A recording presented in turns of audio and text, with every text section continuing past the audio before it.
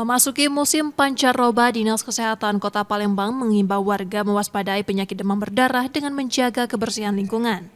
Berdasarkan data hingga periode yang sama pada 2025, tercatat 150 kasus.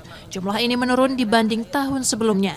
Demam berdarah, alhamdulillah untuk kasus demam berdarah di tahun ini kita tidak sebanyak yang tahun kemarin. Jadi dalam periode yang sama di tahun ini kita kasusnya itu 150-an lah. Kalau tahun kemarin kita di atas 200, hampir 300 kasus ya. Ini tahun ini alhamdulillah menurun. Selain demam berdarah, masyarakat juga diminta waspada terhadap penyakit diare dan ispa. Nur Muhammad, Kompas TV, Palembang, Sumatera Selatan.